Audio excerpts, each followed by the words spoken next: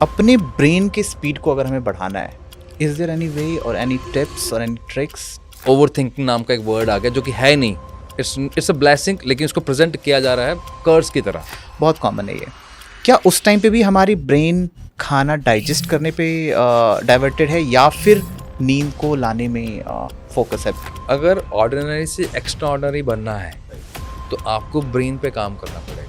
मैं आपसे एक बार समझना चाहूँगा कि लॉ ऑफ अट्रैक्शन क्या है और मैनिफेस्टेशन क्या है। अगर सच में अपने आप को टर्न अराउंड करना है ना, तो सिर्फ एक चीज पे काम कर लिया ना। अपने ब्रेन को इतना पावरफुल कैसे बनाएं कि if my mind is thinking कि मुझे ये चीज़ करना है और मैं उस चीज़ को करूं। ऐसे भी एक रिसर्च कहती है एक एवरेज इंडियन पेरेंट को 7 से ज्यादा करियर नहीं पता। इन सब चीज़ों में एक बहुत कॉमन चीज़ जो देखने को मिल रही है वो है समवेयर पेशेंस।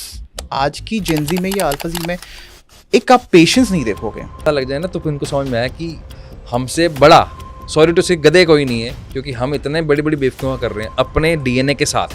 जो क्या ट्विंस के माइंडसेट एक जैसे होंगे या अलग अलग होंगे? संभव की एक ख्वाहिश है, अगर भगवान आज नीचे उतर आए और ये पूछे तो क्या चाहता है, तो मेरी इच्छा वही है जो मैं आज बताने वाला हूं।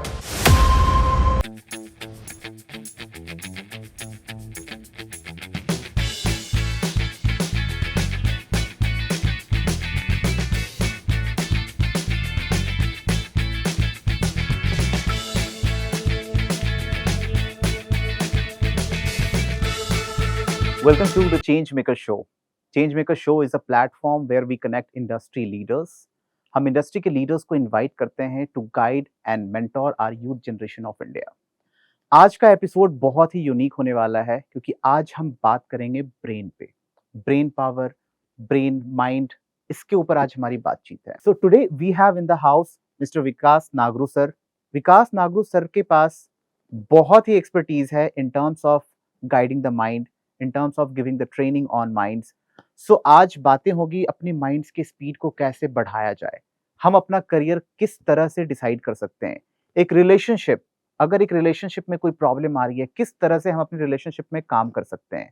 इन टर्म्स ऑफ इंटरव्यू, अगर मैं इंटरव्यू देने जा रहा हूँ या अगर आप इंटरव्यू देने जा रहे हैं तो इस इंटरव्यू से पहले हमें अपने माइंड को, अपने ब्रेन को किस तरह से गाइड करना है। अगर बात करें स्टार्टअप की, अगर बात करें कॉलेज की, एजुकेशनल इंस्टीट्यूशंस, तो सर इज हैविंग एक्सपर्टीज। इन्होंने बहुत सारे इंस्टीट्यूशंस में अपने मेंटोरशिप प्रोवाइड कर रखे हैं। So please welcome mister Vikas Nagru sir.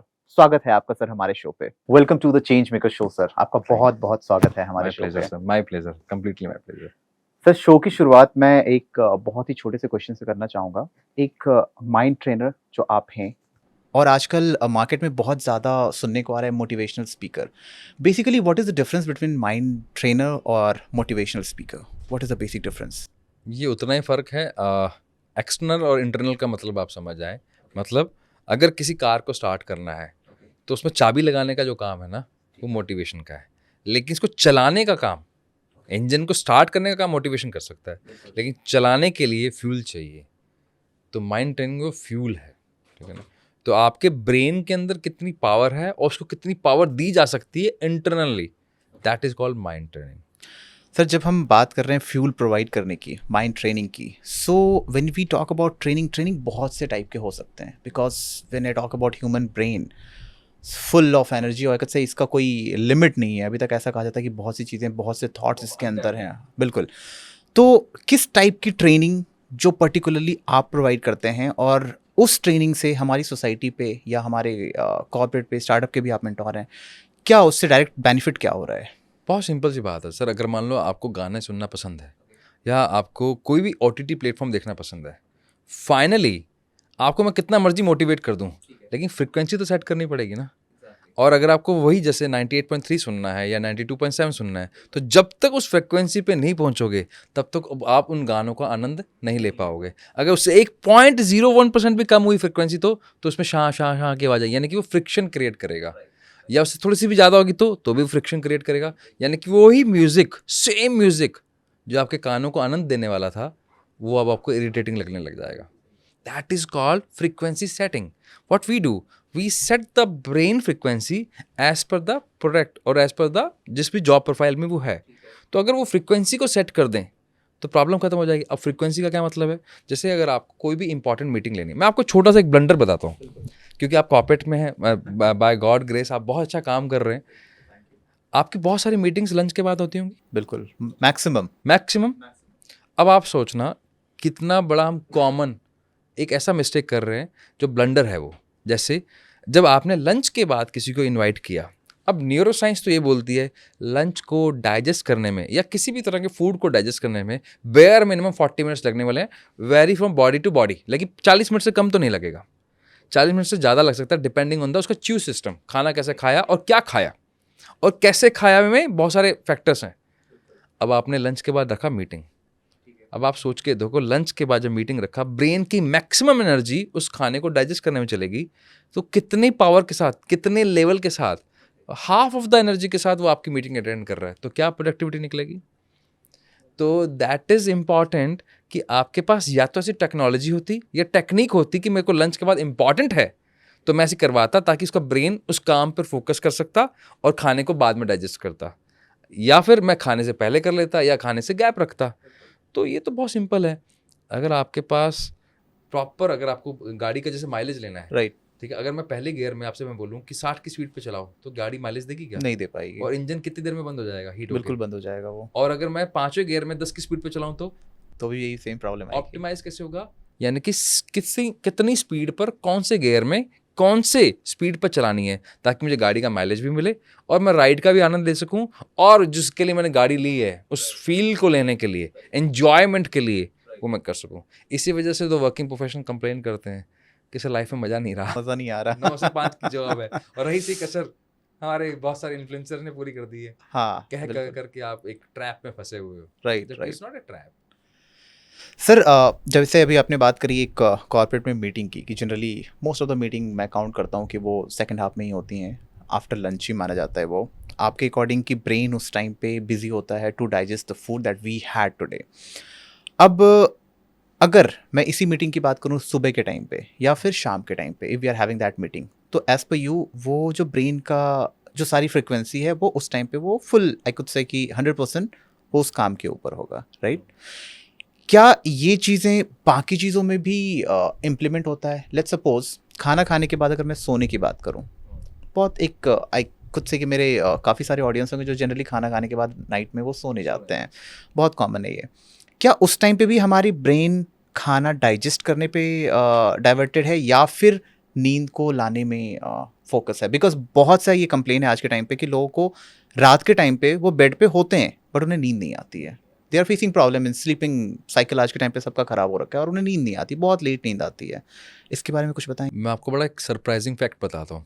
अब इंडिया एक योग की धरती है, जहाँ पर ध्यान और योग उसके रग रग में बसा हुआ है, उसके बावजूद वो डायबिटिक कैपिटल बनता जा रहा है वर्ल्ड वाइड, ठीक है। और उसमें से भी बहुत सारे रीजंस हैं।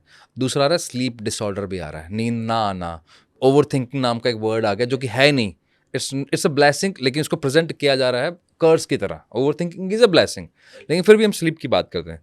स्लीप होती किस लिए है? स्लीप का काम था आपकी बॉडी ने रिपेयर होना है, वो सर्विसिंग है। मोबाइल चार्ज करते हैं, उसके लिए इलेक्ट्रिसिटी चाहिए, वायर चाहिए, चार्जर चाहिए, तभी मोबाइल चार्ज होगा। बॉडी को रिचार्ज करने के लिए उसको स्लीप चाहिए। लेकिन स्लीप भी कौन सी?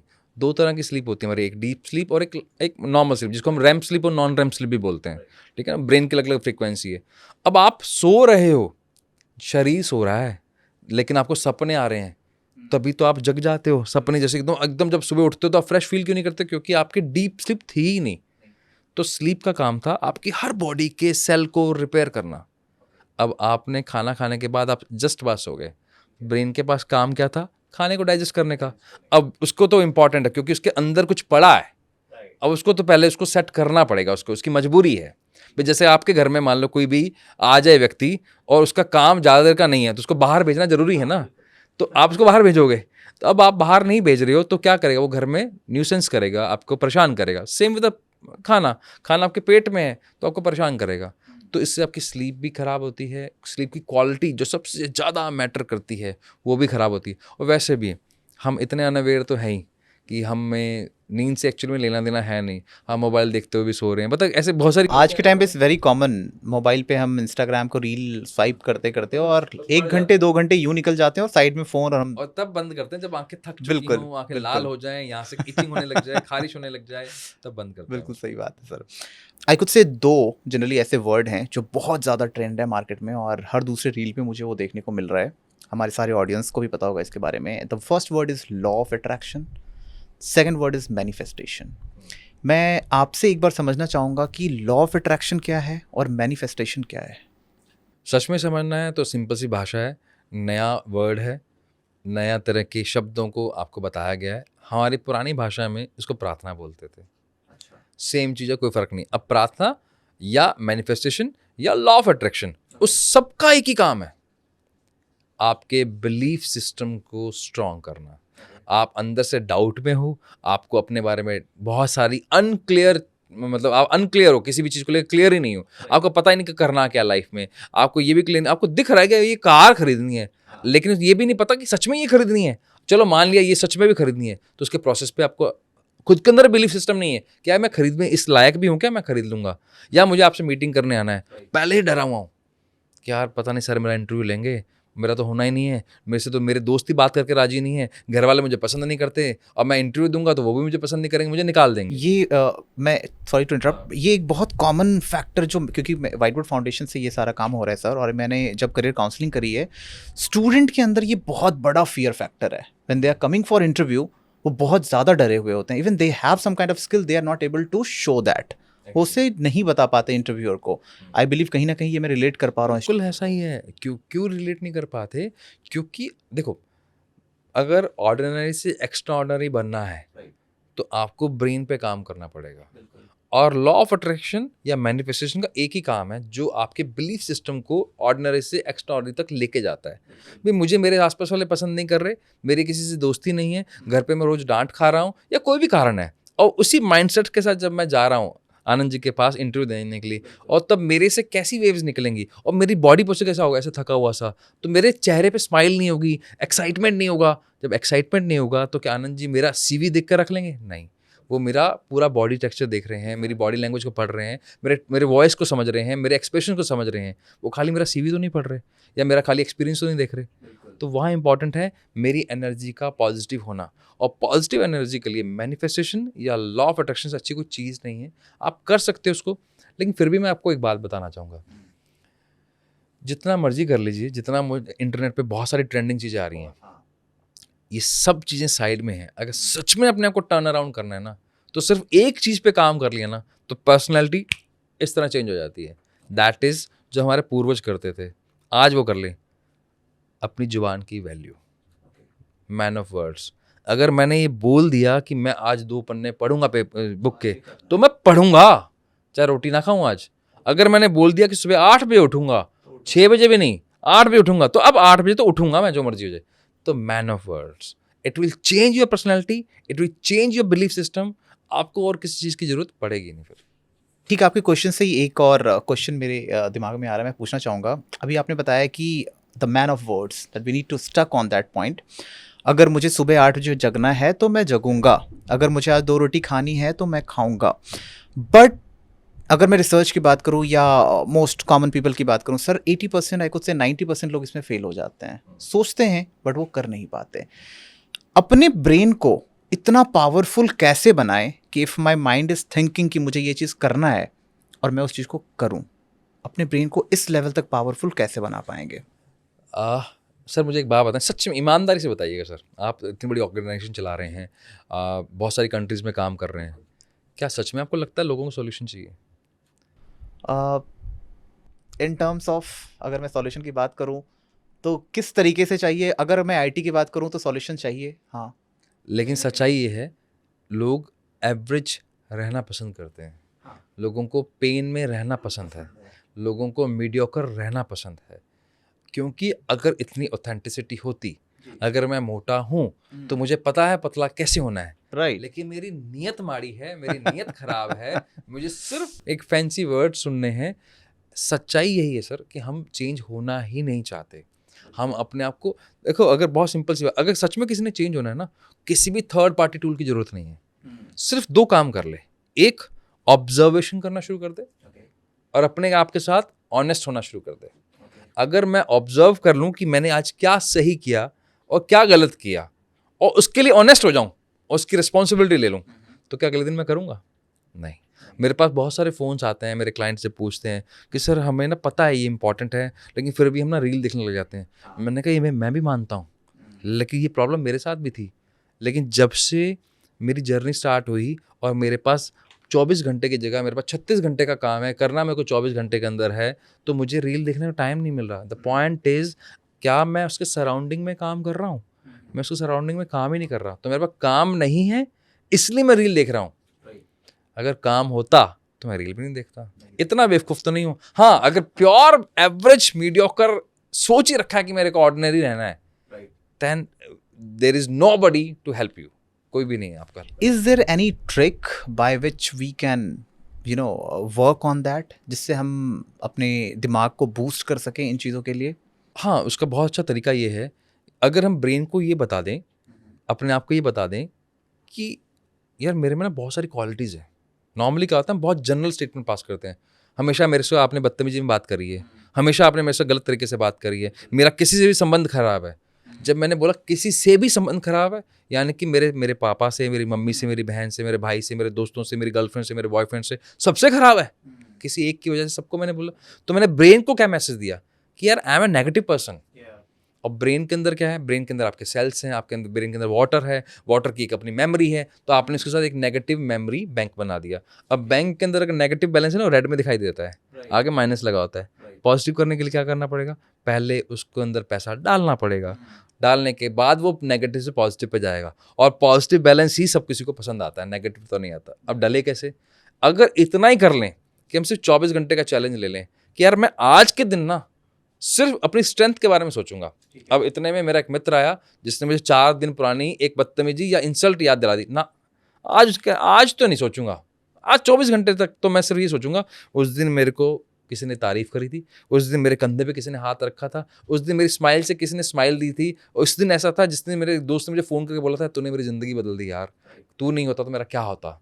वो सारे इंसिडेंट याद करूंगा सिर्फ 24 घंटे के लिए, और अपने नेगेटिव बैलेंस को पॉजिटिव तक लेके जाऊंगा। और जितना मेरा पॉजिटिव होगा, यकीन मानिए, प्रोकास्टिनेशन, रील्स देखना, फूड डिसऑर्डर होना, ये सारी प्रॉब्लम जीरो हो जाती हैं। सॉल्यूशन सच में छोटे हैं, करने की नीयत होनी चाहिए। बिल्कुल। ओवरऑल अगर मैं जो थोड़ा बहुत समझ पा रहा हूँ सर, कि अपने माइंड को जितना ज़्यादा हो सके हमें पॉजिटिव रखना है। दैट इज़ द मूल मंत्रा। बिलीफ सिस्टम को स्ट्रांग रखना बिलीफ है। सिस्टम को स्ट्रॉन्ग। ओके सर, ये जो एक ब्रेन ट्रेनिंग है और अपने दिमाग को इतना ज़्यादा पॉजिटिव रखना है, आपको क्या लगता है कि ये एजुकेशन सेक्टर, या मैं कॉर्पोरेट की बात करूँ या स्टार्टअप की बात करूँ, क्या इन लोगों को भी इसकी ज़रूरत है?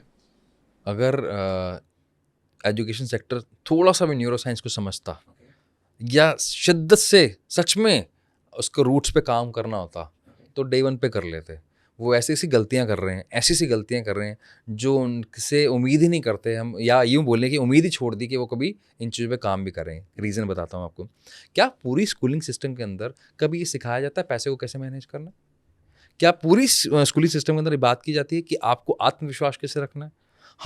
मैं एकेडमिक्स के बुराई नहीं कर रहा हूँ, मैं ये कह रहा हूँ आपका सिस्टम ठीक है, लेकिन जब आप उन चीज़ों पे काम नहीं कर रहे जिसके लिए ब्रेन बना है, तो फिर ब्रेन किसी काम का भी नहीं रहता। कारण as per science up to 6 years आपका ब्रेन 90% डेवलप हो जाता है। फिर भी स्ट्रेच कर दूं मैं इसको, तो 6 से 12 साल के बाद तो डेवलप नहीं होता। जो 10% बच जाता है 12 से लेकर 21 साल के बीच में, अब उस 12 साल में मैं सिर्फ ABCD सिखाने के लिए बैठा हूँ, क्या सिर्फ काउंटिंग सिखाने के लिए बैठा हूँ? आई एम रियली सरप्राइज जब पेरेंट मेरे पास आता है कि सर मेरे बच्चे को 50 तक काउंटिंग आती है और उसको 100 तक आती है। अरे भाई, ये तो सारी उम्र करना है, उसके लिए ब्रेन नहीं बना था। क्योंकि चलो मैं लॉजिकल बताता हूँ। आपके ब्रेन में 3 इनपुट एरिया हैं, या तो आप सुनकर सीखते हैं, या देखकर, या महसूस कर कर। तो ब्रेन के इस हिस्से से आते हैं। इन 3 हिस्सों से मेरे ब्रेन में इनपुट गया कि मुझे क्या करना है। इस पूरी इंफॉर्मेशन को प्रोसेस करने के लिए लगता है ये वाला ब्रेन, लॉजिकल ब्रेन और क्रिएटिव। तो इन्फॉर्मेशन के बेस पे तो मैं प्रोसेस करूंगा। अब मेरे पास इंफॉर्मेशन बहुत लिमिटेड है। लिमिटेड मतलब कि मेरे पास उतनी नॉलेज है जितना मुझे स्कूल में पढ़ाया जा रहा है, उसके बियॉन्ड तो है ही नहीं, तो मेरी क्रिएटिविटी कहाँ से आएगी। और रही सही कसर, मेरे पास जो पेरेंट्स हैं वो भी ऐसे हैं जो जिनका फोकस सिर्फ इसी इंफॉर्मेशन के बेस पर है, और क्योंकि मेरा प्रोसेस अच्छा नहीं हुआ तो मैं एक्शन कैसे लूँ। जो फिफ्थ जो यानी कि लास्ट प्रोसेस है एक्शन लेना, चीज़ों को समझना उसके बाद एक्शन लेना, तो मेरे पास जब वो है ही नहीं तो मेरे स्कूल का ये पेन पॉइंट है कि वो उस पर काम नहीं कर रहा, इंफॉर्मेशन ढंग से वो दे नहीं पा रहा है। तो ये सेम चीज़ हमें कॉलेज में भी करनी चाहिए थी। अगर हम कॉलेज में ही सिखा दें कि किसी भी एडवर्स सिचुएशन में आपको कैसे डील करना है, कोई भी कॉलेज इंटरव्यू में क्या बात करनी ही सिखा रहा है, लेकिन इंटरव्यू पे के टाइम पे क्या माइंडसेट रखना है, क्या कोई सिखा रहा है? सिखाना क्या चाहिए? और ये एक रीज़न है कि कई सारे लोग आज के टाइम पे, बिकॉज मैं जनरली काफ़ी इंटरव्यूज़ लिए हैं मैंने, और जब मैं इंटरव्यू लेता हूँ तो मैंने ये चीज़ों को ऑब्जर्व किया है कि a person is having skill set बहुत अच्छा है, कॉम स्किल्स भी अच्छी है, but he is not having that kind of confidence, वो अपनी बात भी नहीं रख पा रहा है इंटरव्यूअर के सामने, और दैट इज़ द रीज़न कि वो सेलेक्ट नहीं हो पा रहा है। Ultimately that is landing us to unemployment, वो कहीं ना कहीं अनएम्प्लॉयमेंट आ सही तरह का हम उठा ही नहीं पा रहे, जो हमारे पास एक अच्छा एम्प्लॉय आ सकता था वो हम ले ही नहीं पा रहे, उसके जितनी प्रोडक्टिविटी वो दे सकता है ना, तो हम एम्प्लॉय से ही सेलेक्ट कर पा रहे हैं, और जितनी प्रोडक्टिविटी उससे आ सकती है वो नहीं ले पा रहे हैं, और कहीं ना कहीं वो हमारी इकोनॉमिकल ग्रोथ में भी प्रॉब्लम है, और at the same time unemployment को तो बढ़ावा मिल। ये अगर मतलब ये तो इतना इंपॉर्टेंट है सर जो आपने बात छेड़ी है।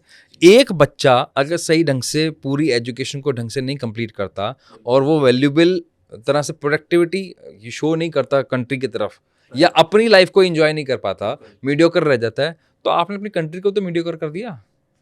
हाँ, तो वो खाली कंट्री भी नहीं, अगर आप इसको और आगे डिटेल में ले जाएंगे तो हम डीएनए तक को डेप्रिसिएट कर रखा है हमने, हम क्या बेवकूफ़ियाँ कर रहे हैं। अगर किसी को पता लग जाए ना तो फिर उनको समझ में आया कि हमसे बड़ा, सॉरी टू से, गधे कोई नहीं है, क्योंकि हम इतने बड़ी बड़ी बेवकूफ़ियाँ कर रहे हैं अपने डीएनए के साथ, जो कि कभी नहीं करना चाहिए था हमें। बिल्कुल सर, डीएनए से मुझे फिर एक क्वेश्चन दिमाग में आया और मैं आपसे पूछना चाहूँगा यहाँ पे। Suppose a person is having twins, अगर एक किसी भी फ्रेंड्स को या किसी को भी ट्विंस हो रहा है, क्या ट्विंस के माइंडसेट एक जैसे होंगे या अलग अलग होंगे? संभव ही नहीं एक जैसे हो। इवन आइडेंटिकल ट्विंस में डीएनए तक सेम होता है, लेकिन फिंगर टिप्स अलग होते हैं, एंड फिंगर टिप्स आपके ब्रेन को डिनोट करते हैं। तो यानी कि अगर पूरी धरती पे 800 करोड़ लोग हैं तो 800 करोड़ तरह के दिमाग हैं, उतने ही तरह के फिंगर टिप्स हैं। इसी वजह से हमारी आइडेंटिटी कौन कौन शो करता है? हमारी आइडेंटिटी शो करते हैं हमारे फिंगर टिप्स। तो फिंगर टिप्स से आप आइडेंटिफिकेशन कर पाते हो कि ये ब्रेन कैसे काम करता है, इसलिए उनका माइंडसेट बहुत अलग होगा, मतलब मेजरली डिफरेंसेस होते हैं उनके अंदर। So that is the reason कि ट्विंस अगर हैं तो उनके फिंगर टिप्स कभी भी कॉमन नहीं होंगे, उनके ब्रेन्स कभी भी कॉमन नहीं हो सकते। जैसे आप इसको एग्जांपल के तौर पे समझे, जब भी कोई टीचर कभी किसी क्लास में पढ़ाता है तो वो तो सेम तरीके से पढ़ा रहा है ना, सेम बुक पढ़ा रहा है, सेम एनवायरनमेंट में पढ़ा रहा है, लेकिन वहाँ पे अगर 50 बच्चे बैठे हैं, 10 बैठे हैं, सब उसकी प्रोसेसिंग स्पीड सबकी अलग अलग है, तो सबकी अलग अलग है, तो फिर सबको अलग अलग तरह से समझ में आ रहा है। Same with the brain. बिल्कुल। ओके सर, एक बहुत कॉमन आई कुड से कि चैलेंज है, not only in India, it's everywhere across the globe, career को डिसाइड करना। कि सपोज अगर मैंने 10th पास किया और 12th में मैं हूँ, उस टाइम पे एक बहुत बड़ा कन्फ्यूज़न होता है दिमाग में कि मैं आगे क्या करूँ।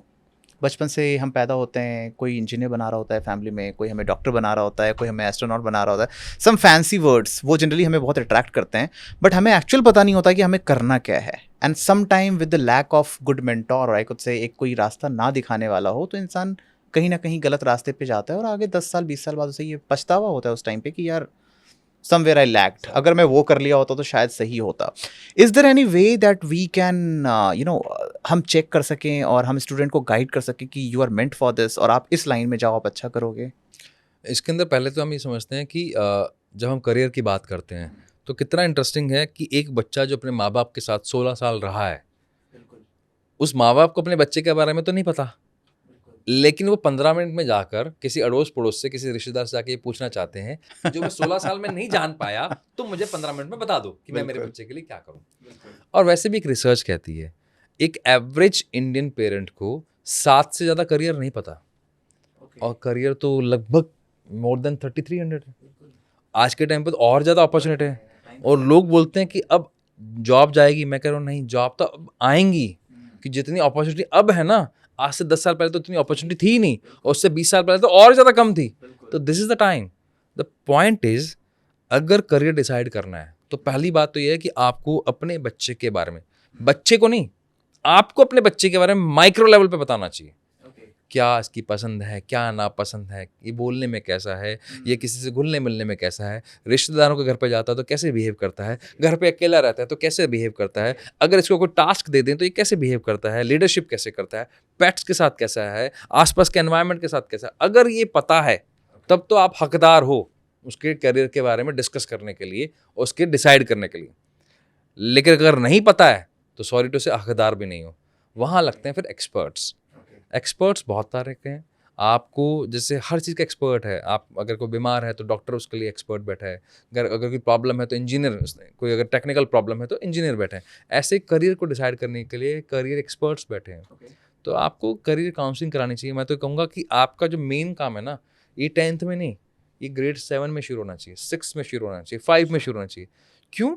आप पुराना टाइम याद कीजिए, जब बच्चा 6 साल का होता था ना, तब गुरु डिसाइड करता था कि इस बच्चे में क्या क्वालिटी है, ना जात ना पात ना धर्म ना कुछ, कि इस बच्चे के अंदर ये पावर है, इसको इस तरह में डालेंगे तो ये नर्चर करके एक बहुत बढ़िया अच्छी सक्सेसफुल हैप्पीली लाइफ जिएगा। तो अब वो टाइम तो रहा नहीं, लेकिन उस टाइम पर अगर आप अपने बच्चे के बारे में ढंग से जान लेते हो तो आपका पैसा बचता है। आपके क्यों देखो, समय के बाद अगर कोई चीज़ पता लगी, 15 साल की उम्र में पता लगे आप अच्छे क्रिकेटर बन सकते हो, क्या कर लेंगे? 15 साल के बाद पता लगा कि आप अच्छे सिंगर बन सकते हो, तो क्या 15 साल के बाद आप सिंगिंग के लिए आप प्रैक्टिस में डालेंगे? तो कुछ चीज़ें टाइम पर पता लगनी बहुत ज़्यादा ज़रूरी है। तो वहाँ पर आप टाइम पर करियर काउंसलिंग करवाइए। बहुत अच्छे हिंदुस्तान में करियर काउंसलर बैठे हैं, और मैं ये कहूँगा कि एक बार नहीं 2-3 बार करवाइए, अलग अलग लोगों से करवाइए। बच्चे के भविष्य का सवाल है, उससे ऊपर कुछ नहीं है। लेकिन हमारा पर्सपेक्टिव इसमें थोड़ा सा अलग है, लोगों का सोचने का पर्सपेक्टिव। मतलब मैं तो कई बार बोलता हूँ कि आप अगर ये पर्सपेक्टिव लेके चलोगे ना कि मेरे बच्चे का भविष्य अगले 80 साल इस डिसीजन पे टिका हुआ है, तो आप उतने सीरियस और सिंसियरली सोचोगे। आप सिर्फ ये सोच रहे हो कि एक बार टाइम पास के लिए सब्जेक्ट ले ले यार, कुछ भी ले और आगे बढ़ जाए। हाँ, तो फिर वही होगा जो 93% हिंदुस्तानियों के साथ हो रहा है, अंडर एम्प्लॉयड है या फिर अनएम्प्लॉयड है। बिल्कुल। राइट टाइम पे एक राइट गाइडेंस मिलना is really tough, but somewhere it's actually required. और अगर वो वहीं पे लैक है तो फिर सारी चीज़ें वहीं पे ख़त्म हो जा रही हैं। इसमें एक और पॉइंट आता है सर, जैसे आपने भी बताया कि पौराणिक टाइम पे, बहुत पुराने टाइम पे 6 साल की उम्र में हमें गुरु वगैरह जो थे वो गाइड कर देते थे बच्चों को, और बच्चे वो मान लिया करते थे। अगर मैं आज की बात करूँ, जेंजी इन द मार्केट, आज के टाइम पे सर बच्चे वो मानने को रेडी नहीं है जो उन्हें पेरेंट्स या टीचर गाइड कर रहे हैं। They have their own mindset. उन्हें है कि मैंने ये डिसाइड किया है ना, मुझे ये ही करना है। इस माइंडसेट के बारे में थोड़ा बात करें सर। बिल्कुल सर। देखो सर, आप किससे सवाल, जैसे मान लो आपको कल को कुछ भी पूछना है अपनी कंपनी के बारे में, तो आप किससे पूछेंगे? मान लो लीगल कोई इश्यूज हैं तो लीगल के लिए पूछोगे। अगर आपको आपके प्रोडक्ट से रिलेटेड कुछ, कंप्यूटर से रिलेटेड या कोई कोडिंग से रिलेटेड कुछ है, तो आप अपने से सीनियर जिसको नॉलेज होगी उससे पूछेंगे, तो आप उसको रिस्पेक्ट भी करेंगे उस वाले में। तो क्या आप लीगल वाले से कभी बहस करते हैं कि यार मुझे तेरे से ज़्यादा पता है? नहीं करते, क्योंकि आपको पता है कि आप उस पर। Same with a parent. अब जो इस टाइम का जो पेरेंट है ना, बेचारा वो सबसे परेशान है। पहले अपने पिता की सुनता था, अब बच्चों की सुनता है। तो जो पिता या जो माता अपने पेरेंट जो अपने बच्चों से पूछ रहे हैं यार ये मोबाइल में ये कैसे करना है, तो बच्चे के दिमाग में ये तो क्लियर है ना कि यार इनको इस चीज़ के बारे में मुझसे कम पता है। दूसरा, क्योंकि जब आपने पढ़ाई करी उस टाइम पर उतना एक्सपोजर नहीं था। अब वो जेनजी है या अल्फा जी है, उनके हाथ में मोबाइल है, तो उनके पास इंफॉर्मेशन कंपेयर टू यू ज़्यादा है। अब तरीका क्या था? तरीका ये था कि आप इंफॉर्मेशन गैदर करते लॉजिकली। आज का बच्चा लॉजिक वाला है, लॉजिकली बात करते यार ये बेस्ट है और ये बेटर है और ये गुड है। अगर आपने खाली ऑर्डर प्लेस किया एज अ पेरेंट, तो उसके पास 50,000 कारण है ना करने के, क्योंकि ही इज मोर लॉजिकल और she is more logical compare to you.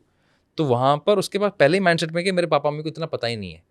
तो पहले वो वाली जो वैल्यू है वापस लेके आओ, नॉलेज लेके आओ, फिर बात करो। ये प्रॉब्लम बहुत बड़ी प्रॉब्लम नहीं है। दे आर रेडी टू, ये ना एक्चुअली गलत तरह से लेबल्ड हो गए हैं कि ये रिलेशनशिप को नहीं समझते, या जेंजी जो है इनके लिए कोई रिश्ता मायने नहीं रखता, बहुत इम्पल्सिव है, सारे इम्पल्सिव हैं। ऐसा तो नहीं है, ऐसा तो कहीं पे भी नहीं था। आपने लेबल लगा दिया इसको। वो बहुत 2-4 जने ऐसे कुछ होंगे, 2-5% उनका भी तो दिल है, वो भी समझते हैं, लेकिन समझाने वाला उस लेवल। आपने कभी देखा किंडरगार्टन में जब टीचर पढ़ाता है उनकी भाषा में आके पढ़ाता है, वो एज ए प्रोफेसर तो ना पढ़ा रहा है। और यकीन मानिए फिनलैंड जैसी कंपनियां प्रोफेसर्स को नौकरी भी नहीं देती टीचर को किंडरगार्टन में पढ़ाने के लिए, क्योंकि बच्चे को पढ़ाने के लिए बच्चे के लेवल पे आना पड़ेगा।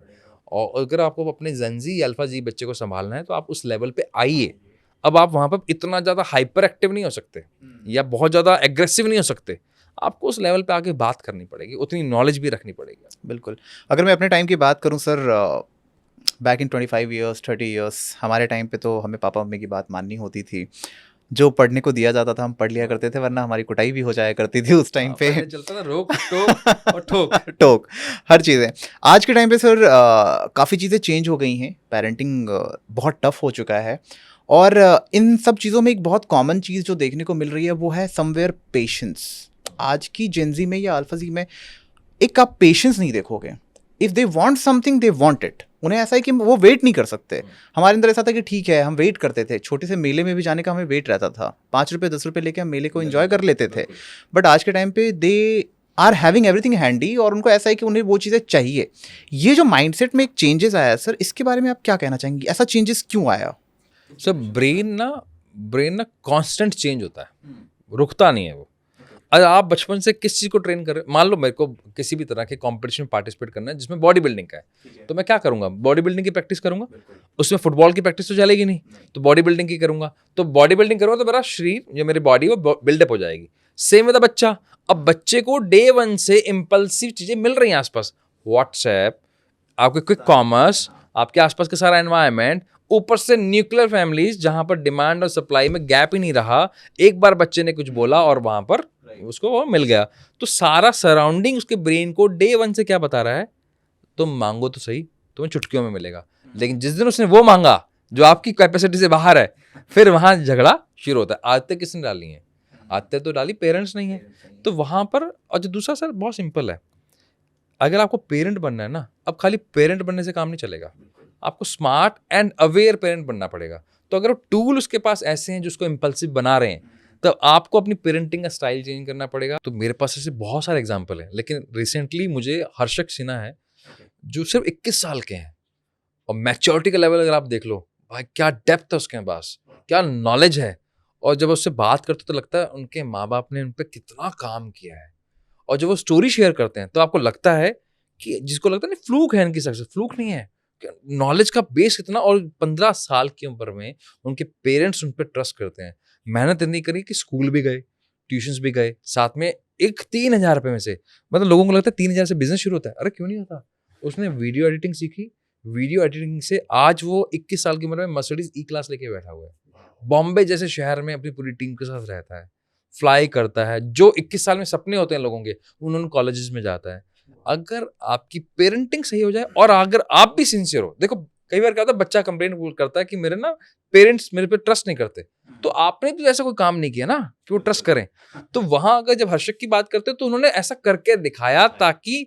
और एक और इंटरेस्टिंग फैक्ट बताता हूँ भाई, अच्छा नॉर्मली जब कॉलेज ड्रॉप करना होता है तो पेरेंट्स का क्या रिएक्शन होता है?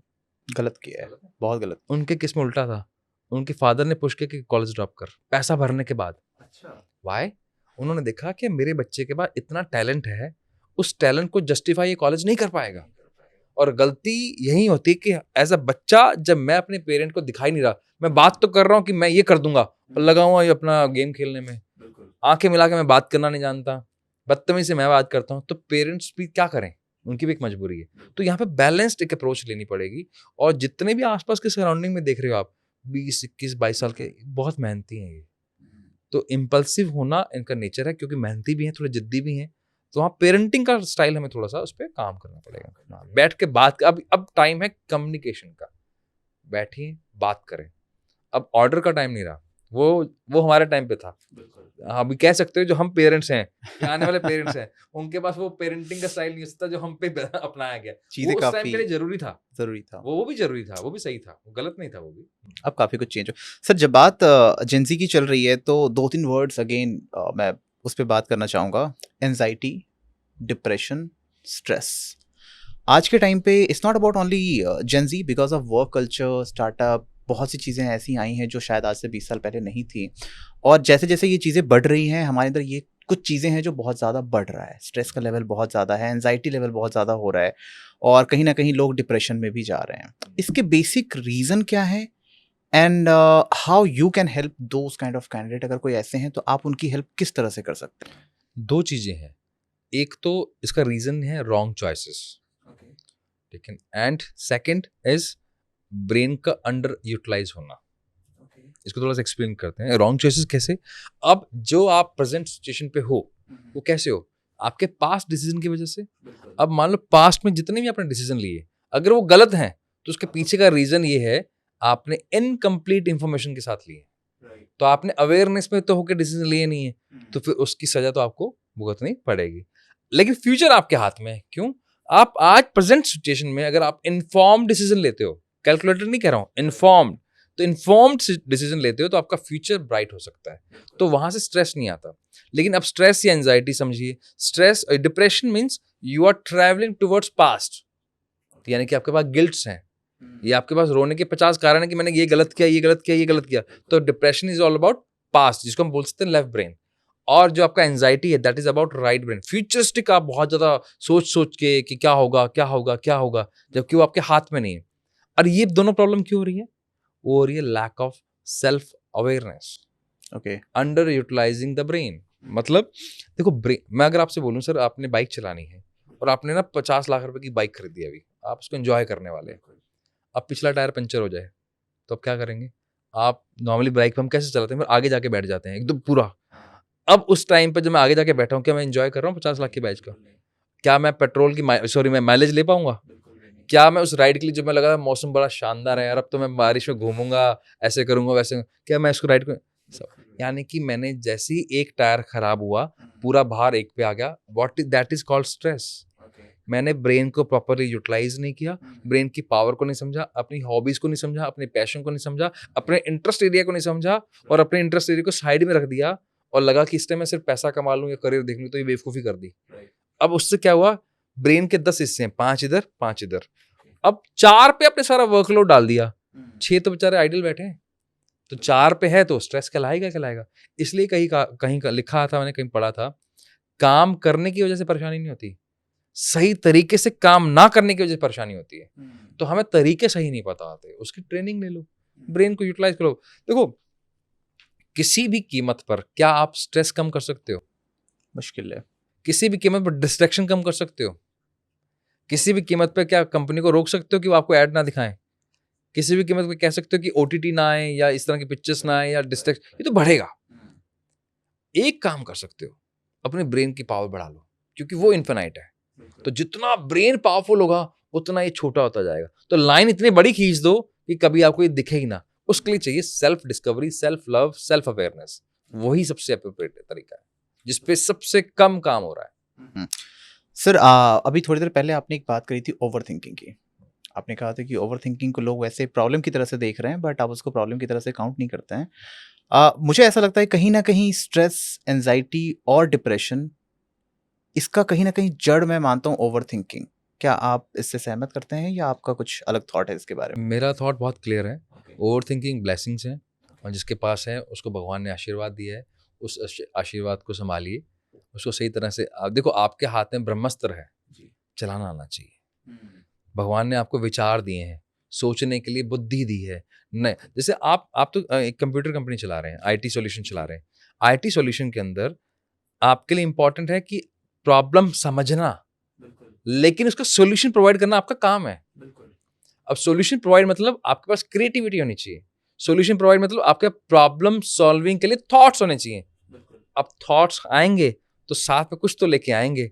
अब मान लीजिए मेरा एनवायरनमेंट या मेरी लर्निंग या मेरा आसपास का जो मेरा काम करने का तरीका है वो मेरा नेगेटिव है, तो फिर मेरे साथ जो मेरे को ओवर थिंकिंग, जिसको आप बोल रहे हो, जो थॉट्स थे, अब उसके साथ आपने एक वर्ड जोड़ दिया ओवर थिंकिंग, यानी कि नेगेटिव इमोशंस। उसकी वजह से मुझे स्ट्रेस हो रहा है या डिप्रेशन या एंजाइटी हो रही है, जबकि वो ब्लेसिंग्स थी। अगर उसके साथ ये जुड़ जाता, यार मैं तो करोड़पति हो सकता हूँ, या तो मेरा रिलेशनशिप बहुत अच्छा हो सकता है, या मैं तो कामयाब हो सकता हूँ, मैं बहुत बड़ा स्पीकर हो सकता हूँ, मैं बहुत बड़ा यूट्यूबर हो सकता हूँ, अगर ये जुड़ जाता और साथ में कंस्ट्रक्टिव मैं वर्क करता, तो मेरे लिए तो मैनिफेस्टेशन करना, लॉ ऑफ अट्रैक्शन करना, ये ओवर थिंकिंग तो ब्लेसिंग हो जाती। लोगों से पूछिए, वो तकलीफ में है कि वो विजुलाइज नहीं कर पा रहे। आपको भगवान ने विजुअलाइजेशन की पावर दे दी है, उसका सही तरह से इस्तेमाल कीजिए। बिल्कुल, बहुत कमाल की बात बताई सर आपने, और ख़ास करके ये ओवरथिंकिंग वाले पार्ट पे जो आपने बताया है, इट्स टोटली डिफरेंट, मैंने अभी तक इससे पहले सुना नहीं था, and the way you explained is really amazing, बहुत अच्छा लगा सर। अ, इस पूरे कन्वर्सेशन में सर आपने एक वर्ड यूज़ किया, और वो वर्ड पे मैं आना चाहूँगा अब, मैं नेक्स्ट की कन्वर्सेशन उसके ऊपर करना चाहूँगा, इज़ रिलेशनशिप। रिलेशनशिप के भी काफ़ी चेंजेस आए हैं टाइम के साथ, और कहीं न कहीं इंडिया, जिसमें डिवोर्स पहले नहीं हुआ करते थे, बहुत ज़्यादा रेशियो बढ़ चुका है अब। अ, शादी से पहले भी कुछ प्रॉब्लम्स हैं, और शादी के बाद भी कई प्रॉब्लम्स हो रहे हैं। तो जैसा कि आप काउंसल भी करते हैं सर, आपकी काउंसलिंग भी है इस पे, रिलेशनशिप पे। तो मैं ये समझना चाहूँगा sir, is there any way कि हम रिलेशनशिप को बहुत स्ट्रॉन्ग बना सकते हैं? बहुत, बहुत अच्छी तरह से। देखो, जब हम डिवोर्स की बात करते हैं, डिवोर्स मतलब क्या? डिवोर्स मतलब मैं इनसे अब मेरे मतभेद और मनभेद दोनों हो गए हैं, यानी कि मेरा अब दिल नहीं मिल रहा। अगर इंटेंट है ना, तो बहुत सारे तरीके हैं आपको एक साथ रखने के। उसका तरीका क्या है? अगर मुझे मेरे पार्टनर के बारे में देखो, ये तो पॉसिबल ही नहीं है कि मेरा पार्टनर मुझे परफेक्ट मिल जाए, और अच्छा, अगर मेरे जैसा ही मिल गया ना, तो यकीन मानिए साथ में रहना 1 मिनट भी मुश्किल है। मतलब मेरे जैसा मतलब आप जैसे हो वैसा का वैसा पार्टनर मिल जाए तो संभव ही नहीं है, सेम। तो आपके लिए कैसा चाहिए? इनडिफरेंट पार्टनर होना चाहिए। अब जिस चीज़ से आप प्यार था, उसके लिए आपको डिटेल में समझना पड़ेगा कि खाली रोमांस, प्यार, ये जो दिखाया जा रहा है, एक्चुअली क्या हम लोग ना बहुत ज़्यादा इन्फ्लुएंस हो गए हैं सोशल मीडिया से, मूवीज़ से। उनका काम है एंटरटेनमेंट, दैट्स इट। और शादी एक रिस्पॉन्सिबिलिटी है। दिमाग में पहले क्लियर रखना चाहिए कि वो एक responsibility. Are you ready for that? अगर रेडी हो ना, और ये रेडी होने के लिए कोई टाइम नहीं होता। भगवान ने हमें ना बहुत सोच समझ के दिमाग दिया है, बहुत सोच समझ के। मैंने ऐसा व्यक्ति नहीं देखा जो अपना रिश्ता ना निभा सके। इंटेंट होना चाहिए। इंटेंट नहीं होता, जिसके लिए इमोशनल कंपैटिबिलिटी चाहिए, जिस पे लोग बात ही नहीं करते। लोग बात करेंगे फिजिकल कंपैटिबिलिटी की, यस। लोग बात करेंगे कि कहीं और तरह के एचआईवी टेस्ट करा लेंगे, इम्पोर्टेंट टेस्ट करवा लेंगे, राइट। एस्ट्रोलॉजी वो करवा लेंगे, कुंडली मिलवा लेंगे, लेकिन इमोशनल कंपैटिबिलिटी सबसे ज़्यादा इंपॉर्टेंट है। क्या आप दोनों एक दूसरे की भावनाओं को समझते हैं? मैं एक जगह कहीं पढ़ भी रहा था, या शायद फरहान अख्तर की ही बात है। वो बड़ी अच्छी बात बोल रहे थे, किसी ने उनसे पूछा, आई एम नॉट श्योर कि फरहान अख्तर ने कहा था, किसने कहा था, लेकिन उनको बहुत अच्छी थी कि अब ना हम ना रिलेशनशिप काउंसलर के पास जाते हैं। किसी ने पूछा, अब आपके साथ इतने टाइम हो गया आपके रिश्ते को, अब वो वाला मज़ा नहीं रहा होगा क्या? मज़ा तो पहले भी ऐसा नहीं था, क्योंकि जब रिश्ते में आए थे तो उससे पहले भी तो हम इकट्ठे थे। अब हमारे लिए रिस्पॉन्सिबिलिटीज़ हैं ये, हम एक दूसरे के साथ केयर करना पसंद करते हैं, लेकिन डिफरेंसेस ना आए तो हम क्या खुशी खुशी काउंसलर के पास जाते हैं। अब जितनी भी बात कहनी है सीधा जाके काउंसलर को बोल देते हैं। काउंसलर सुनता है हमारी बात, हमारा पर्पस उससे कोई हीलिंग लेना नहीं है। हमारा पर्पस हमने क्या कर रखा है, मान लो हमने 15 दिन बाद जाना है, तो उसको बोल अब तेरे से मेरी कुछ चक्कर चल रहा है ना, कुछ बहस चलने वाली, वहाँ करेंगे जाके। 15 दिन तक मेरा पेशेंस बढ़ गया, मैं वहाँ बिल्कुल। जाके उसके सामने बोल रहा हूँ। अच्छा, काउंसलर है, वो पढ़ा लिखा है, साइकोलॉजिस्ट है, या कोई एक कंसल्टेंट है, उसको पता है कि क्या जवाब देना है, और उसके सामने मैंने सारी वॉमिट कर दी, तो मैंने थर्ड पार्टी को जाके बता दिया, मेरा आपस में रिश्ता सुधर गया। अगर इंटेंट है ना, तो तरीके से हुआ, बहुत सारे तरीके हैं। तो आई थिंक अगर आपको लगे आपको रिश्ता सुधारना है, तो फिर 50 तरह के काउंसलर्स हैं, बहुत सारे तरीके हैं जिस पे आप चीज़ों को, रिश्तों को बचाया जा सकता है। अभी कुछ टाइम पहले एक सीरीज़ आई थी, और बहुत ही फेमस सीरीज़ है सर, पंचायत। आई बिलीव आपने भी देखा होगा, मैंने भी देखा, और आई बिलीव काफ़ी सारे ऑडियंस ने भी देखा होगा। उसमें एक बहुत ही प्यारा सा लाइन है कि शादी से पहले आपकी कुंडली मिले ना मिले, विचारों का मिलना बहुत ज़रूरी है। बहुत प्यारा लाइन है ये। और आज के टाइम पे मैं एक बहुत कॉमन सी चीज़ें सुन रहा हूँ हर किसी के, कि यार मेरा ना मेरे पार्टनर से वाइब मैच नहीं होता है, वाइब नहीं है, उसकी वाइब अलग है, मेरी वाइब अलग है, मैं कुछ और सोचती हूँ, वो कुछ और सोचता है। तो सर ये कैसे हो रहा है, वाइब मैच क्यों नहीं हो रही? और अगर वाइब मैच नहीं है तो वाइब का मतलब क्या है, क्या वाइब है ये? अगर खाली वाइब समझनी है, तो वाइब का मतलब जो हम समझते हैं वो तो है ऑरा। ऑरा मतलब आपका आभा मंडल, जिसमें से तरंगे निकलती हैं शरीर में से। शरीर में एक इलेक्ट्रोमैग्नेटिक फील्ड है। ऐसा होता है जब हम किसी भी पार्टी या फंक्शन में जाते हैं या किसी मीटिंग में जाते हैं, ऐसा होता है ना कि सामने वाले को देख के पता नहीं क्यों इरिटेशन हो रही है, जबकि कुछ नहीं कहा बेचारे ने, क्योंकि उसके आभा मंडल के साथ मेरा आभा मंडल मैच नहीं, यानी कि उसके ऑरा के साथ मेरे ऑरा मैच नहीं कर रहा। और कई बार ऐसा होता है सामने से मिलते ही, मतलब बात भी नहीं हुई है, लेकिन ऐसा अट्रैक्शन फील हो रहा है कि यार एक बार मिल लूँ यार, एक बार हाथ लगा लूँ, एक बार इसको, मतलब एक बार इसको हैंडशेक कर लूँ। या जब हम किसी स्पिरिचुअल लीडर से मिलते हैं तो क्या करते हैं, उनके ओरा में प्रवेश करते हैं, उनके पैर छूते हैं और उनकी पावर हम लेते हैं। हम किसी मंदिर, मस्जिद, गुरुद्वारे जाते हैं, क्या करते हैं? उस ओरा को अपने अंदर लेके आते हैं। तो पहला बात तो आपका ओरा कितना स्ट्रांग है। लेकिन अगर आप करंट सिचुएशन की बात कर रहे हो तो यहाँ मैं बोलूँगा एथिक्स थोड़े से कम हो रहे हैं। अगर मैं अपने ओरा से, अच्छा ओरा से छेड़छाड़ कैसे होती है? मेरा ऑरा स्ट्रांग रहेगा जब मैं अपने ऊपर काम करूंगा। अब मैंने अपने ऊपर काम किया नहीं और मैं मल्टीपल रिलेशनशिप में हूँ, तो मैंने अपने ऑरा में और अपने शरीर में बहुत सारे लोगों को एंट्री दे दी। लोगों को लगता है ना कि फिजिकल रिलेशनशिप बनाने से विदाउट इमोशंस क्या फ़र्क पड़ेगा? भाई पूरा डीएनए चेंज हो जाता है। ठीक है, बहुत सारे साइंस है इसके पीछे। आप गूगल पे जाके आप सर्च करेंगे तो पता लग जाएगा। तो आपने किसी को अपने एक तो आभा मंडल में जगह दे दी, तो यानी कि उसके साथ छेड़छाड़ हो गई। दूसरा, आपने अपनी बॉडी में जगह दे दी तो उससे छेड़छाड़ होगी। अब वहां से आप पहले ही, आपका आसपास का एनवायरनमेंट कैसा है? Highly distracted, highly peer pressure, कि वो वहां ऐसे घूमने जा रहा है, ये कर रहा है, वो कर रहा है, ऐसे पता नहीं हजारों तरह के पेन पॉइंट्स हैं आपके। तो पहले ही ऑलरेडी डिस्ट्रैक्टेड हो। वहां था क्वालिटी टाइम स्पेंड करना, आपको साइलेंस पे रहना, थोड़ी सी बात समझना, वो हमने वो सब बंद कर दिया। तो कंपैरिजन के चक्कर में, अच्छा वैसे भी इस जनरेशन के पास लैक ऑफ कम्युनिकेशन है। लैक ऑफ कम्युनिकेशन, यहाँ पे बात ही नहीं करते हैं। और अच्छा दूसरा एक और हो गया, मूव ऑन करते हैं। अब मूव ऑन एक वर्ड, मूव ऑन का मतलब एक्चुअल में ये था, पहले क्लोजर फिर मूव ऑन। अब मैंने आपसे कोई बहस हुई और मैंने बात वो ख़त्म नहीं करी, लेकिन हमने बोला ठीक है रात गई बात गई, लेकिन अगले दिन तक मेरे दिमाग में है। यू मस्ट क्लोज दैट, ताकि वो इवेंट दोबारा रिपीट ना हो। तो closure is most important thing. तो वो अगर कर लें तो भी ये रिलेशनशिप सुधर जाएंगे, वाइब मैच करना शुरू हो जाएंगे। ओके सर, जब आप प्री काउंसलिंग करते हैं, प्री मैरिज, आपने काफ़ी सारी काउंसलिंग करी है इसके ऊपर।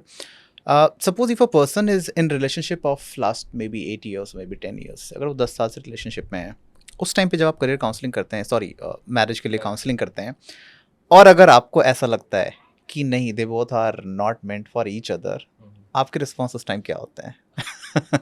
देखिए, अगर पहली बात तो अगर हमारे पास आया 8 साल के रिलेशनशिप के बाद, तो यानी कि आया तो पेन में, तो ये तो क्लियर है। लेकिन आया है तो यानी कि इसका इंटेंट है रिश्ता रखने का। ठीक है, तो दोनों चीज़ें क्लियर हैं। अगर इंटेंट है तो हमारा इंटेंट उतना ही स्ट्रांग होता है कि यार कुछ तो करेंगे। यानी कि हम क्या करते हैं, अवेयरनेस पे काम करते हैं, एक्सेप्टेबिलिटी, यार ये वाला ब्रेन ना इस तरह काम करता है, और तेरे में अगर प्यार है ना, और शिद्दत वाला, मोहब्बत वाला, सच वाला इश्क है वो, तो फिर कोई फ़र्क नहीं पड़ता। हम टेक्निक बता देंगे कैसे डील करना है, इसके साथ कैसे आपको बात करनी है, इसके पेन पॉइंट्स क्या हैं। अब आप अगर प्यार करते हो तो पेन पॉइंट्स का ध्यान रखोगे, साथ वाले को भी बताएंगे। अगर इंटेंट है, क्योंकि इंटेंट तो दिख गया आने पे, तो वहाँ पर बहुत सारे, हमारा भी कोशिश तो यही रहती है ना कि रिश्ता कैसे और निखर के आ सकता है, तो उसी के हैं। तो हम किसी को ये नहीं बोलते कि आप अलग हो जाइए या अलग रहिए। हम ये बता, रहना चाहते हो तो तरीके हम बता सकते हैं, बहुत अच्छे तरीके बता सकते हैं। और ऐसा भी नहीं है कि उसके लिए अलग से कोई काम करना है। सिंपल सी टेक्निक्स होती हैं और सॉल्यूशन बहुत आसान होते हैं, ताकि आप उसको रूटीन में अपनी डेली लाइफ में कर सकें। सर, एक तो बात हो गई ब्रेन की, जो आप माइंड की ट्रेनिंग करवाते हैं और ब्रेन को आप रीड कर लेते हैं। सेकंड पार्ट होता है एस्ट्रोलॉजी का। सर, आज के टाइम पे जब मैं काउंसलिंग की बात कर रहा हूँ, मैरिज काउंसलिंग, बहुत से लोग एस्ट्रोलॉजर्स के पास जाते हैं और वो उनसे समझना चाहते हैं कि क्या है। जब मैं एस्ट्रोलॉजर की बात करूँ सर, आज के टाइम पे एस्ट्रोलॉजर की डिग्री बहुत ईजिली मार्केट में अवेलेबल है और बहुत से लोग हैं जो एस्ट्रोलॉजर बने हुए हैं इस टाइम पे। तो कई बार ऐसा होता है कि शायद मे बी कुछ गलत सजेशंस मिल जाते हैं उन्हें उधर से, या शायद बहुत अच्छे एस्ट्रोलॉजर के पास वो पहुंच नहीं पाते हैं। उस टाइम पे कहीं ना कहीं जो कपल्स होते हैं वो चैलेंजेस फेस करना शुरू कर देते हैं। उस टाइम पे आप ये थोड़ा सा एक कंट्रोवर्शियल क्वेश्चन होगा, but I really want to ask कि क्या वो कपल को एक एस्ट्रोलॉजर के पास जाना चाहिए या कोई ऐसे काउंसलर के पास जाना चाहिए जो साइकोलॉजिकल चीज़ों पे ज़्यादा फैक्ट के अकॉर्डिंग बात कर सकें? क्योंकि it's all about sir couples की बात है, तो मैं थोड़ा कॉन्ट्रडिक्शन क्वेश्चन पूछ रहा हूँ। कोई दिक्कत नहीं सर, एक्चुअली मैं कॉन्ट्राडिक्टरी है ही नहीं, आप तो उनको हेल्प कर रहे हो। देखो, अगर रिश्ता निभाना है तो उसके लिए हमें एक्सपर्ट ढूंढना पड़ेगा। अब हमारे यहाँ पर क्या होता है, डिग्री मिलना बहुत आसान है, चाहे वो साइकोलॉजिस्ट की लेनी हो, चाहे वो किसी भी चीज़ की लेनी, चाहे वो एस्ट्रोलॉजर की बननी हो। और मैं तो कई बार हम तो बोल भी देते हैं, अगर आप किसी को एस्ट्रोलॉजर बना रहे हो तो कम से कम चेक कर लो उसका कुंडली भी, कि वो एस्ट्रोलॉजर बन सकता है या नहीं बन सकता। तो ये तो बेसिक सी बात है। हाँ बिल्कुल। तो ये इंपॉर्टेंट है। तो आई से कि जब आपके लिए सीरियस है आपकी लाइफ ना, तो आप सीरियसली फिर आप उस तरह का काउंसलर भी ढूंढेंगे। मैं एस्ट्रोलॉजर को काउंसलर ही बोलता हूँ। मैं साइकोलॉजिस्ट को भी काउंसलर है, तो वो काउंसलर नहीं, तो आपको मिलेगा वो, अगर आपका इंटेंट इतना स्ट्रांग है तो। फिर भी in the case of astrology जितना हो सके क्वालिफाइड लीजिए, ठीक है ना, रिनाउंड के चक्कर में मत पड़िए, सिर्फ क्वालिफाइड के चक्कर में पड़िए। और क्वालिफाइड जो होगा ना, जिसके पास, देखो एस्ट्रोलॉजी के लिए चाहिए लॉजिकल ब्रेन, जिसका लॉजिकल ब्रेन वीक है ना वो एस्ट्रोलॉजी नहीं कर सकता। ऐसे टैरो के लिए अलग ब्रेन चाहिए, ऐसी पामिस्ट के लिए अलग ब्रेन चाहिए, तो आपको थोड़ा सा रिसर्च करना पड़ेगा। जैसे देखो आपको ना ये समझना पड़ेगा, भगवान ना करे घर में जब किसी के कैंसर हो जाता है तो क्या किसी भी डॉक्टर के पास चला जाता है? वो बहुत दोस्तों को फ़ोन करता है, रिश्तेदारों को फ़ोन करता है, 50 जानकारियाँ निकालता है, या बेस्ट बता यार, मैं बेस्ट के पास जाऊँगा। वैसे ही अगर हमारे पास कोई भी, अच्छा घर में अगर मर्सिडीज़ हो वो ख़राब हो जाए तो किसी भी रोड चलते मैकेनिक से ठीक करा लेंगे? नहीं। जब रिश्ता ख़राब हो रहा है तो, जब रिश्ता ख़राब हो रहा है ना, उतना ही एफर्ट लगाइए जितना एफर्ट आपके घर में किसी को फिजिकल बीमार। एक्चुअली हमारे यहाँ पर इंडिया में मेंटल इलनेस को लेकर, मेंटल वेलबींग को लेकर बात नहीं होती, उसको बहुत कैजुअली, यार आसपास कोई काउंसलर होगा दिखा ले यार, ऐसा नहीं है। फाइंड द एक्सपर्ट्स, मतलब पूरी शिद्दत से ढूंढिए। और वो, अच्छा ये बड़ा एक इंटरेस्टिंग मेरे को बात याद आ गई। एक बार एक हमारे पास कपल आया था, जयपुर का कपल था वो, उनका कुछ इश्यूज था, तो उस फाइंड जो जर्नी थी उनको, क्योंकि मैं तो जयपुर रहता नहीं था, तो उस जर्नी में जो 2-3 महीने लगे होंगे उनको हमें ढूंढने में, या जहाँ जहाँ गए होंगे, तो पार्टनर में, दोनों पार्टनर्स में एक अंडरस्टैंडिंग बने, यार हम लगे तो हुए हैं, हमारी प्रॉब्लम सॉल्व नहीं हो रही, लेकिन इंटेंट क्लियर हो गया यार, हमें रहना साथ है। तो जब तक मेरे पास पहुंचे तो शायद उनकी आधी प्रॉब्लम सॉल्व हो चुकी थी। तो इंटेंट भी तो मैटर करता है, तो ये बहुत मैटर करता है। तो आपको मिलेंगे, ऐसी बात नहीं कि नहीं मिलते, अच्छे लोग बहुत हैं, बहुत ज़्यादा हैं, अच्छे लोग ज़्यादा हैं, बस आपकी नज़र सही होनी चाहिए। बिल्कुल सर, बहुत बहुत कमाल तरीके से आपने इसको एक्सप्लेन किया है सर, और ये really, it's really needed to understand everyone. इसको समझना चाहिए कि अगर आपका इंटेंशन इज़ क्लियर और अगर आपका इंटेंट है रहने का, तो you will find the solution, आपको वो चीज़ें मिल जाएंगी। Sir we are about to end, but before we end उससे पहले मैं एक बार समझना चाहूँगा कि अपने ब्रेन के स्पीड को अगर हमें बढ़ाना है, इज़ देयर एनी वे और एनी टिप्स और एनी ट्रिक्स जो आप हमारे ऑडियंस को बताना चाहें? Obviously they will take the counselling from you, but कोई एक छोटी सी टिप्स। दिक्कत नहीं सर, इसमें तो हमारी जिम्मेदारी बनती है और आपके ऑडियंस के लिए तो वैसे भी बनती है। और देखो, ब्रेन को बढ़ाने के बहुत सारे तरीके हैं, बहुत सारे। अगर कॉन्फिडेंस बढ़ाना है तो सूर्य भेदी प्राणायाम करना चाहिए, ठीक है, वो क्योंकि कॉन्फिडेंस आता है लेफ्ट हेमिस्फीयर से, ब्रेन के इस पार्ट से, ठीक है ना। तो अगर आप यूट्यूब पे लिखेंगे तो आपको मिल जाएगा सूर्य भेदी प्राणायाम। लेकिन आपको लगता है आपकी भावनाएं कंट्रोल में नहीं है, आप हर वक्त रो देते हैं या बहुत ज़्यादा इमोशनली वीक फील करते हैं, तो आपको चंद्र भेदी प्राणायाम करना चाहिए। ये बारीकी आपको कोई नहीं बता पाएगा, तो ये इंपॉर्टेंट हो जाता है। लेकिन फिर भी अगर आपको और लगता है कि मेरे को स्पीड भी बढ़ानी है ब्रेन की, तो आप यूट्यूब पे जाइए, ब्रेन चार्जर टेक्निक लिखिए, ब्रेन की एक्सरसाइजेज होती हैं वो कीजिए। एक मैं आपको करके दिखाता हूँ, पहले भी हमने करके दिखाई हैं बहुत सारे पॉडकास्ट में। तो अपने हाथ के ब्रेन को स्पीड बढ़ाने के लिए आपके दोनों ब्रेन एक्टिव होने चाहिए, ठीक है। एग्जाम्पल के तौर पर एक आपका लेफ्ट ब्रेन है, एक आपका राइट ब्रेन है, ठीक। आपने अमिताभ बच्चन जी का नाम सुना है, अल्बर्ट आइंस्टाइन भी थे जिन्होंने स्लाइड का इन्वेंट किया, वो थे थॉमस, उनका भी। ये तीनों के पास एक बहुत अच्छी खूबी थी, वो एम्बीडेक्स्ट्रस थे। एम्बीडेक्स्ट्रस क्या होता है? लेफ्ट हैंड से अगर वो अल्फ़ाबेट लिख रहे हैं तो राइट हैंड से वो कैलकुलेशंस लिख रहे हैं, दोनों हाथों से अलग अलग काम एक ही बार में। तो इससे क्या होता था, उनका लेफ्ट ब्रेन भी एक्टिव हुआ, आपका राइट ब्रेन भी एक्टिव हुआ। और तीसरा ब्रेन एक और होता है जिसको बोलते हैं मेसेंसेफेलॉन, बहुत इंपॉर्टेंट रोल प्ले करता है वो आपकी लाइफ के अंदर, तो वो भी एक्टिव हो जाता है।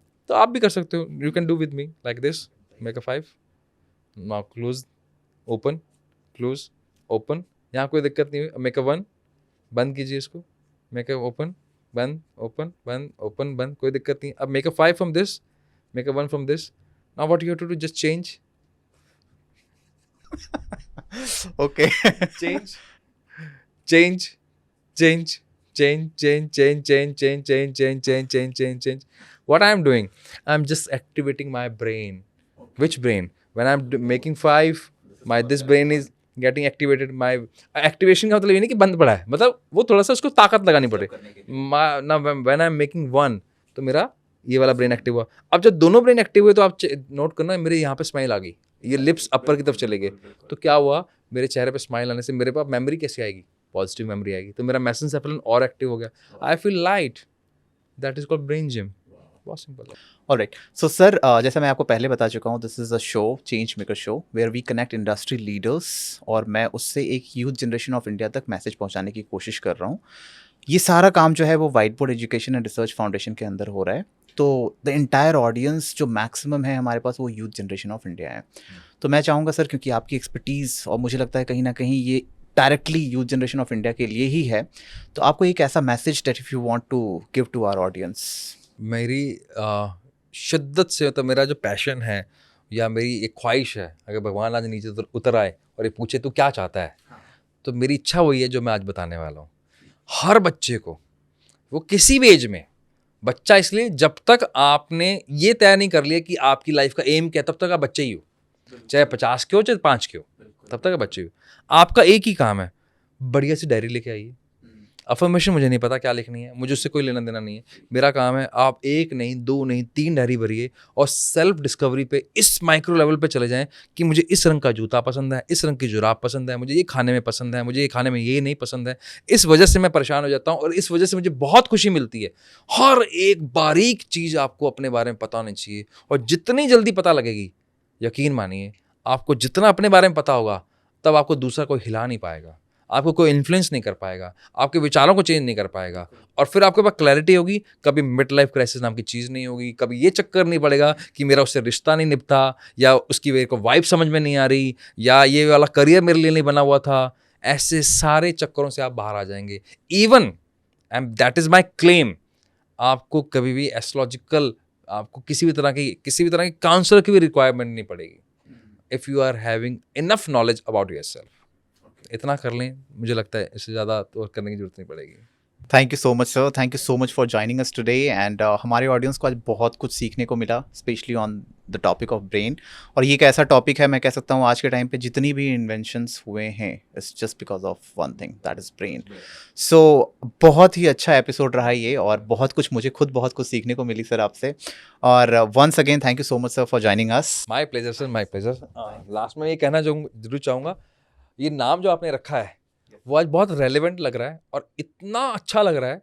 एक तो आप लोग बीइंग इंजीनियर, उसके बाद इतना टाइम निकालना कि अपनी रिस्पॉन्सिबिलिटी को समझना समाज के प्रति, वो बहुत कम है। उसके लिए वो नाम सच में आपने इसको अंदर जिया है, वो दिखता है मेरे को, and really salute to you. Thank you so much sir. And the change maker show के पीछे एक लॉजिक भी यही था सर, कि हम इंडस्ट्री के उन लोगों को पिक करें इस एपिसोड में और अपने चैनल पे, जो एक्चुअली मार्केट में कुछ ना कुछ इम्पैक्ट डाल रहे हैं। Actually they are making some kind of change to the society. So again sir, आप एक बहुत ही मैं कह सकता हूँ you are one of them, और आप बहुत ही अच्छा एक चेंज ला रहे हैं सोसाइटी में sir. So once again thank you so much and congratulations.